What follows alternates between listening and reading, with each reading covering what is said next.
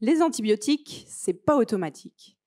À moins que vous ayez vécu dans une grotte ces 20 dernières années, vous avez probablement tous déjà entendu ce slogan.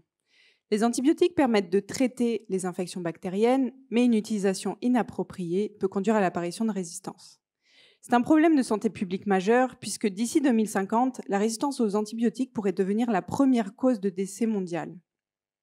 Pour vous aider à mieux comprendre comment elle peut apparaître et se répandre, laissez-moi vous emmener avec moi en voyage.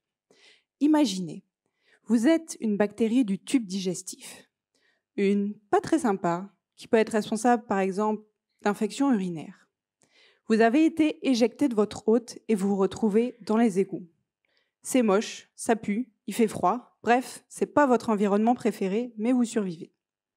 Et là, au détour d'un tuyau, vous faites une rencontre qui va bouleverser votre vie, celle d'une jolie bactérie, une bactérie environnementale.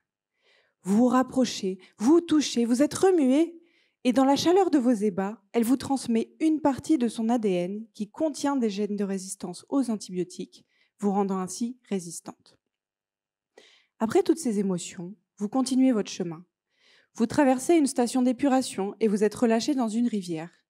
Vous passez ensuite dans le sol, puis sur une carotte. Et là, bingo!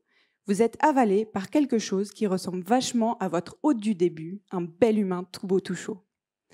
Une fois bien installé dans son tube digestif, vous commencez alors à vous diviser et à faire plein d'autres bactéries qui seront résistantes comme vous.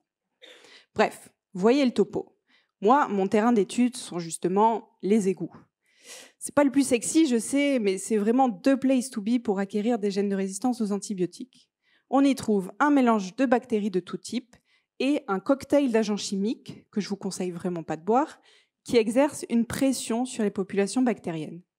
Et mon objectif, c'est justement d'étudier ce trafic de gènes de résistance entre bactéries et de déterminer les conditions qu'ils favorisent. Bon, c'est bien beau tout ça, mais dans la réalité, comment on fait pour savoir s'il y a eu des échanges de gènes entre bactéries et surtout, quels sont ces gènes? Eh bien pour ça, je vais utiliser une autre bactérie, sympa celle-ci, une bactérie enregistreuse. Dès qu'elle détecte de l'ADN étranger qui rentre, elle en coupe un petit morceau et elle l'insère à un endroit spécifique de son propre ADN qu'on va ensuite pouvoir récupérer et étudier. À terme, mon projet de thèse permettra de mieux comprendre comment la résistance aux antibiotiques se répand dans l'environnement et peut-être de mieux contrôler son augmentation. En attendant, et pour éviter la prochaine pandémie mondiale d'infections urinaires intraitables, pensez à bien laver vos carottes.